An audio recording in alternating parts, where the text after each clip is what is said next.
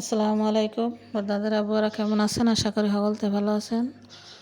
তো এগুলা হচ্ছে কদু শাক আর হুটকি দিয়ে ভর্তা বানাইছি। তাই যে বাজার থেকে এক মুঠা কদু শাক আনছিল, তার শাকগুলোও অনেক আছিল আর অনেক কচি ছিল, শাকগুলো বাড়তি ছিল না।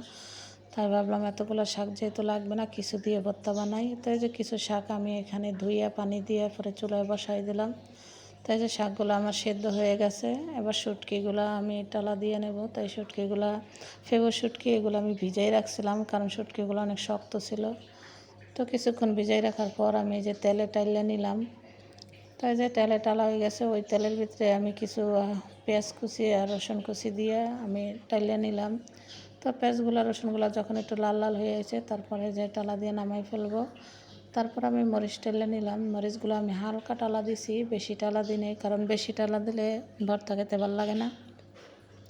তো এই যে মরিচ টালা আমার হয়ে গেছে, বাটার উপরে লবণ মরিচ দিয়ে বাটা দিয়ে নিলাম। তারপর শাকগুলো আমি বেটে নিলাম। তারপরে যে ফেবর শুটকিগুলো দিয়ে দিলাম।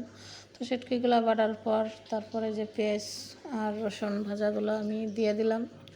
তো এগুলো বাটা শেষ, সবগুলো মিলাইয়া আমি একসাথে একটা বাটা দিয়ে নিলাম। তো এই তো আমার ভর্তা বানানো হয়ে গেছে।